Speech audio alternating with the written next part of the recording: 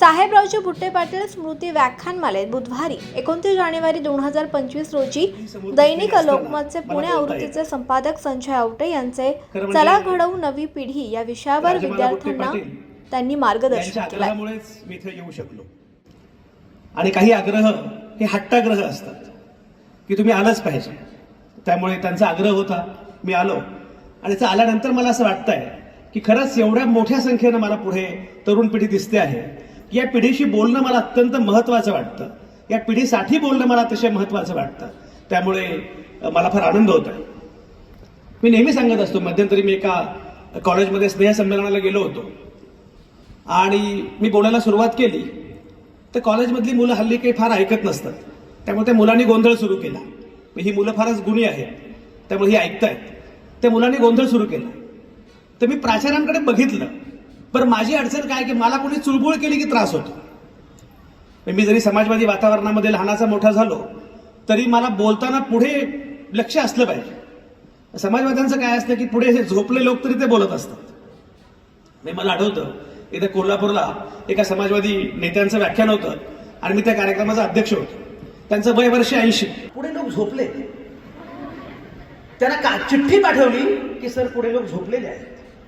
त्यांच्या हातामध्ये पेन होता. त्यांनी उत्तर दिलं, आणखी 4 जण जागे आहेत. तर मला असं काही बोलता येत नाही. त्यामुळे मी म्हटलं, अरे एवढे आता लोक कसं काय, म्हणजे काय करायचं, चुळबुळ करतात मुलं सगळी.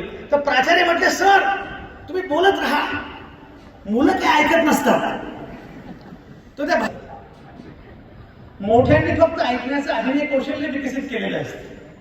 आणि देवेंद्रजी यांनी ऐकलं काय न ऐकलं काय, काय उपयोग आहे यांचा आता याहून माहिती होणार नाही. त्यामुळे बोललं पाहिजे नव्या पिढीशी, बोललं पाहिजे नव्या पिढीसाठी. आणि म्हणून मला असं वाटतं की एवढ्या मोठ्या संख्येनं सगळी मंडळी पुढे जमलेली आहेत, एवढ्या मोठ्या संख्येनं मुलं मुली तरुणाई मला दिसते आहे. त्यामुळे मला फार छान वाटतं. खरं म्हणजे मला याचा फार आनंद आहे. म्हणजे साहेबराव बुट्टे पाटील यांच्या स्मृत्यर्थ या व्याख्यानमालेचं आयोजन तुम्ही दरवर्षी करताना गेली 22 वर्ष ही व्याख्यानमाला चालते आहे. मला कमाल वाटतंय, मी राजकारण संन्यास घेणारा त्या काळातला हा माणूस. मी आज पटणारही नाही. आज राजकारणासाठी लोक सुरतला जातात, गुवाहाटीला जातात, गुलाबी जॅकेट वगैरे घालतात.